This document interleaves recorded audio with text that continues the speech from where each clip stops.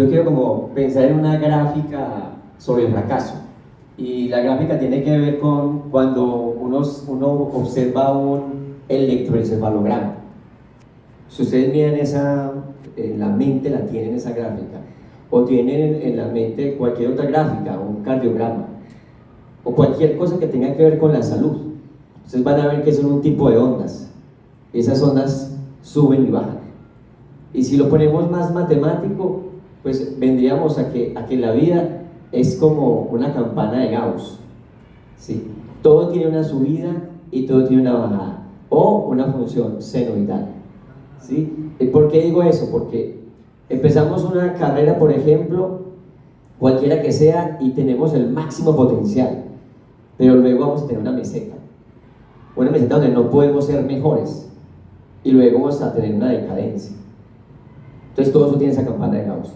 O empezamos viviendo y luego llega la enfermedad y luego hay un descenso, ¿sí? Resulta que el fracaso es parte de la vida, dicho en esos términos gráficos.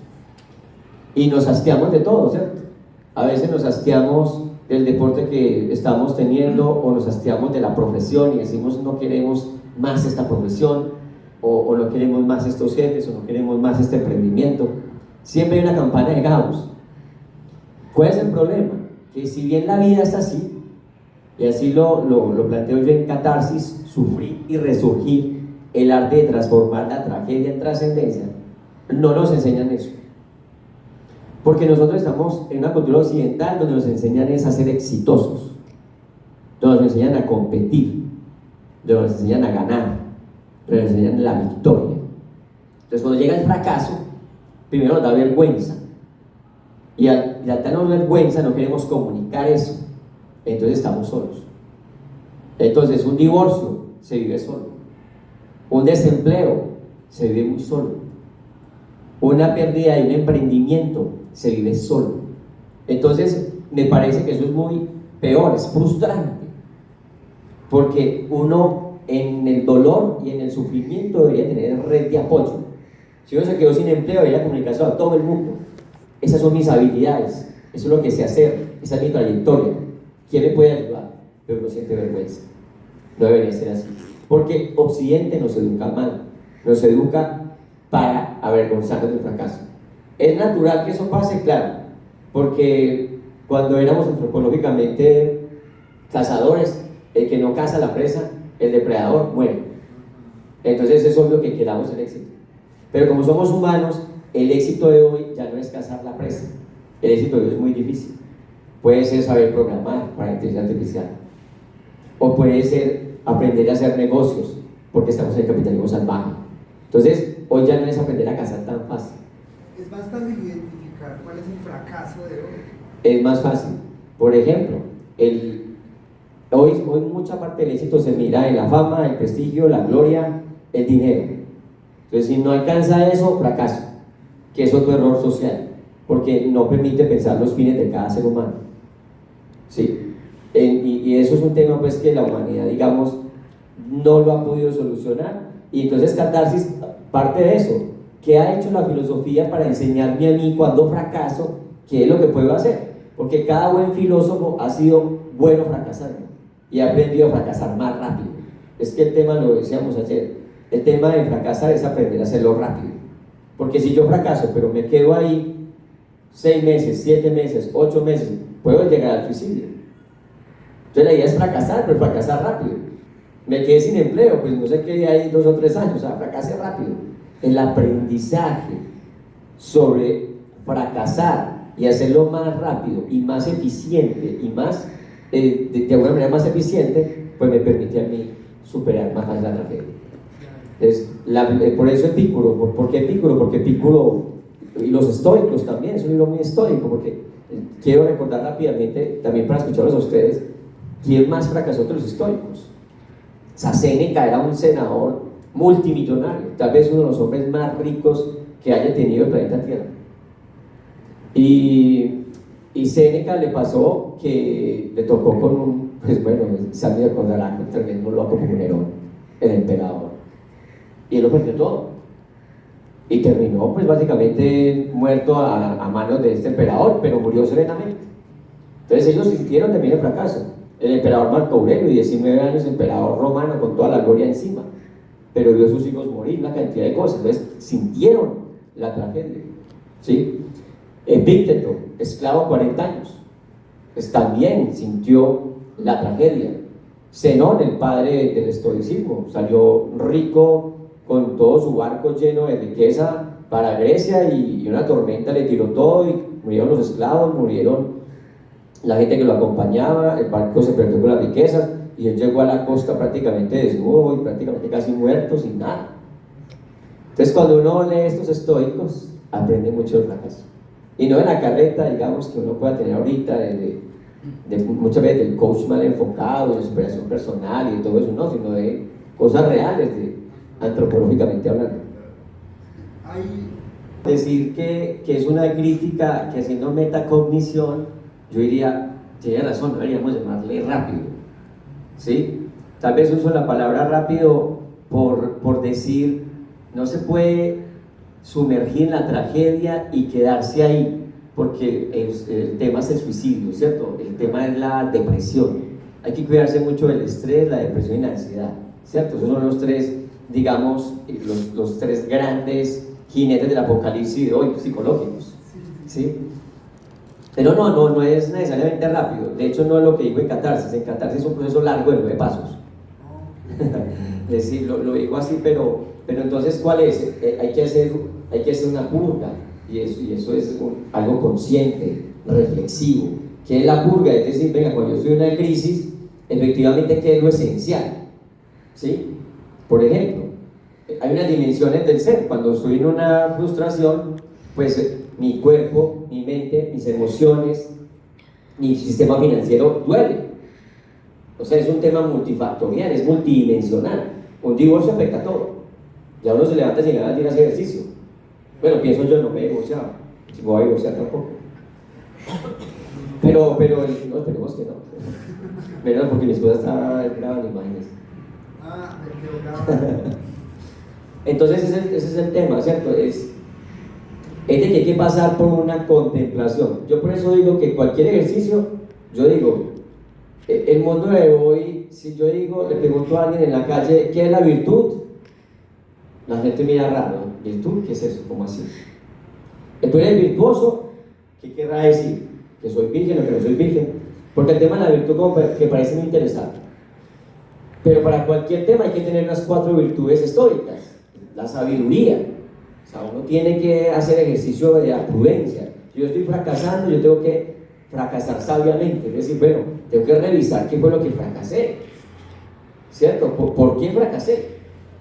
Segundo, tengo que tener templanza. O sea, no me puedo quedar solo llorando. Lloro para limpiar el alma, claro. Pero templanza, tengo que ser fuerte. Es decir, esta me tengo que reponer. Sí, y no debo perder el tiempo más de lo que debo. De lo que dura la purga. En esas virtudes, pues además sigue la fortaleza, ¿sí? O lo que llaman los psicólogos ahorita la resiliencia. Y lo otro, pues tengo que ser justo, es decir, tengo que darle a cada quien lo que se merece. Entonces, por ejemplo, un médico que está muy deprimido y que no quiere ir a trabajar, y cuántas vidas van a morir por estar deprimido. Entonces son cosas que uno dice, vamos a trabajar la tragedia, pero de una manera sabia, con fortaleza, con templanza, con justicia, ¿cierto? Entonces sí, no es un proceso rápido, no, claro que no, es un proceso más bien, deberíamos decir, fracase conscientemente y fracase eficientemente, es decir, entienda por qué fracasó, porque hay 2 dolores claves en la vida, el dolor que realmente lo perturba a uno y lo lleva a la enfermedad o a la muerte, y el dolor que lo lleva al aprendizaje. Yo digo, la tragedia le debe llevar a uno un dolor que lo lleve a aprender. Claro, bueno, ahí está la reflexión sobre el primer libro. Vamos a hacer el mismo ejercicio con el segundo, pero entonces algunos de ustedes, una vez a poner el dedito, a ver. Yo quería eso, pero bueno, ya la acabo de editar por qué. Bueno, No sé. disculpe. Porque este Pero antes, perdón, de cabecera. Buenas tardes. ¿Qué más? Bueno, mi nombre es Martín Samia Arias, profesor de filosofía y ética y promotor de ciudadanía y derechos humanos al técnico superior. John Freddy, Sociedad Sin Alma, tú sabes que fue mi libro de cabecera, fue mi invitado especial al aula de grado 11. Tú te dices cuenta que los estudiantes trabajaron en investigación con el libro. Yo trabajo mucho los temas de modernidad y posmodernidad. Y Sociedad Sin Alma involucró no solamente a los estudiantes, sino que involucró al docente como investigador en una narrativa muy interesante frente a que el docente hizo un recorrido con los autores que nos presenta ahí John Freddy. Lipovetsky ni lo conocía, y me atreví a comprar y a leer el libro La felicidad paradójica, ¿no? Fascinante, Noam Chomsky, Simon Bauman. El recorrido que nos hace ahí el profesor John Freddy es extraordinario. Cómo crear un discurso, una narrativa. Nosotros tenemos público diario, nuestros jóvenes, cómo crear un discurso que sea de esperanza, ¿no? Cómo el docente se debe preparar. Estos escenarios deben estar llenos de docentes. El ejercicio que hace John Freddy es extraordinario.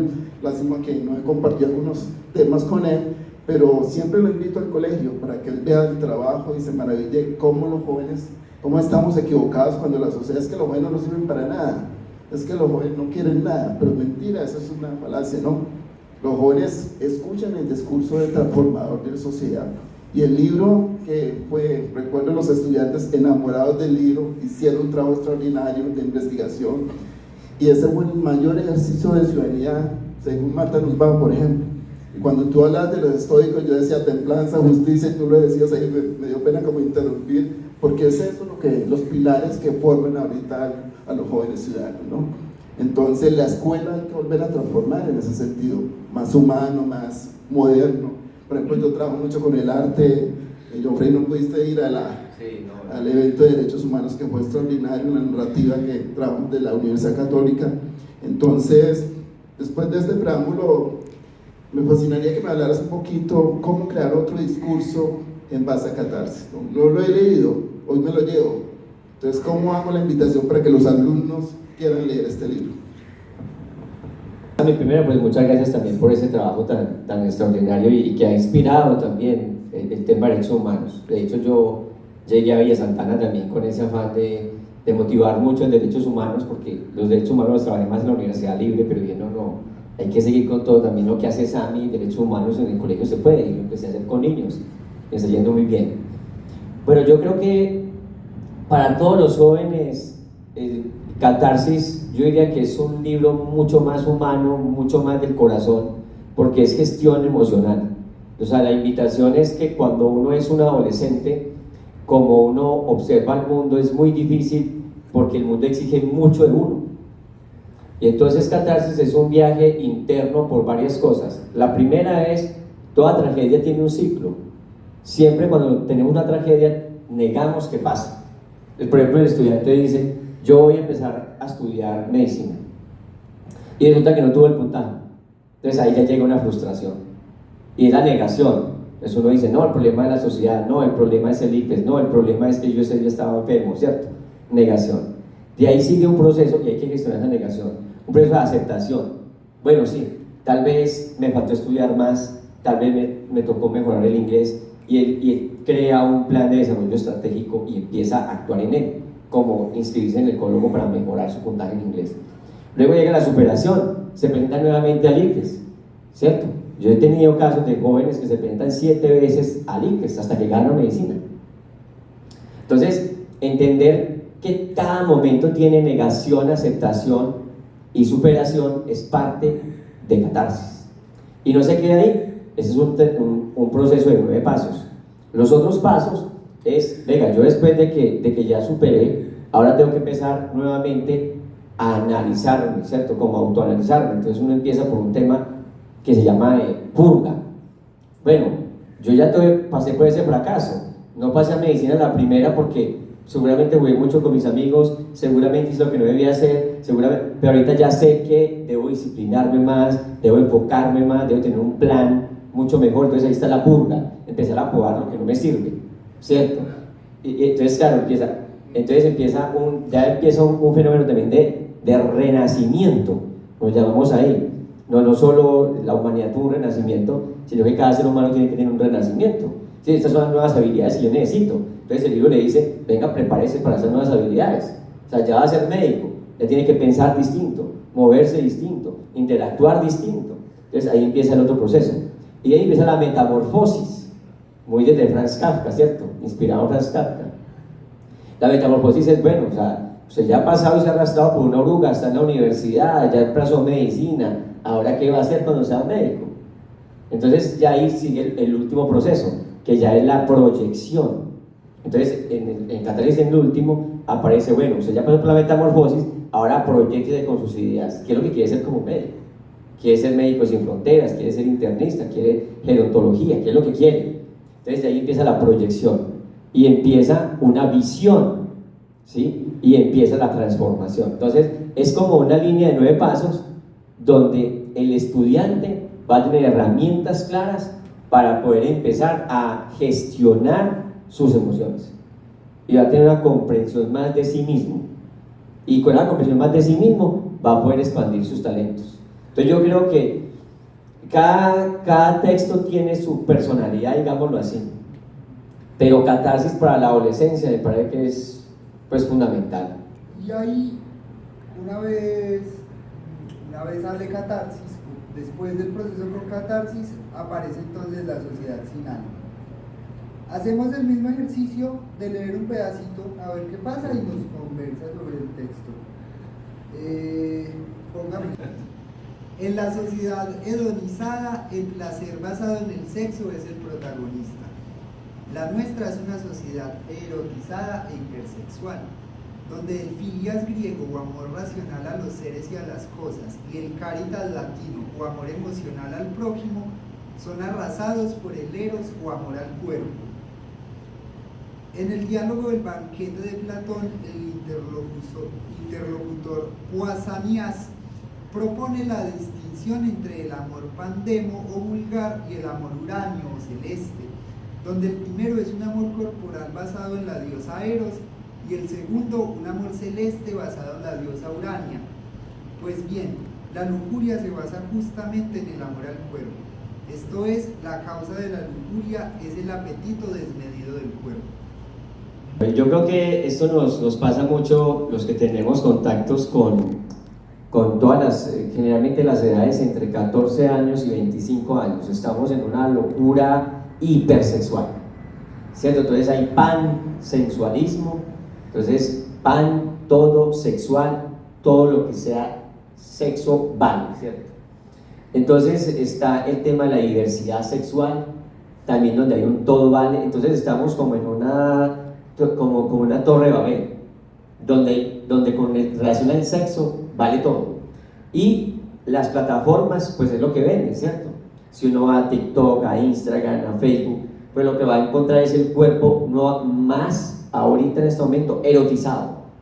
O sea, vende ese cuerpo, no vende el pensamiento, no vende la mente, no vende el símbolo, no vende el contenido, ¿sí? Entonces eso nos genera unos problemas, digamos, como sociedad. ¿Cuál es el problema como sociedad? Pues la mercantilización. O sea, el cuerpo ya se volvió, es mercancía. Entonces, ¿qué sucede? Que pues para los jóvenes es complicado, porque entonces el joven dice, bueno, no, pues el dinero me lo va a conseguir yo es a través de mi cuerpo, mi mercancía. Compro y vendo mi cuerpo, ¿cierto? Y es un tema, ¿en qué sentido complicado? Pues que también está la mente del ser humano, que es uno de los mayores activos que tenemos. Pero cuando la sociedad solo premia lo hipersexual, entonces ¿qué pasa con la mente? Porque claro, si necesitamos más ingenieros, necesitamos más astronautas, necesitamos más médicos, necesitamos más escritores, necesitamos más inventores, necesitamos una cantidad de cosas. Pero la sociedad nos dice, no, simplemente quítese la ropa y gánese 7, 8, 9, 20 millones de pesos. Pues entonces la gente dice, pues ¿para qué vas a estudiar para astronauta? Por Dios, si yo me pongo en un lente de eso, ya tengo 20 millones al mes.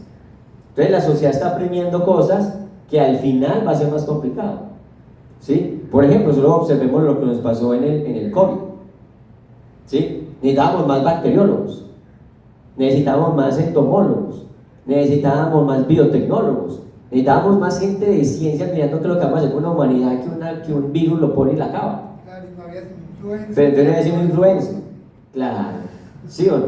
Sí. Entonces ese es un tema que yo digo, es una sociedad sin alma, muy erotizada, Y también diríamos que qué bueno tener una sociedad más mentalizada. Claro. Entonces esos son los riesgos que hemos tomado como sociedad. Ok, esa es entonces Sociedad sin alma, el segundo texto. Sí, que pueda. Buenas tardes. Buenas tardes. ¿Cómo les va?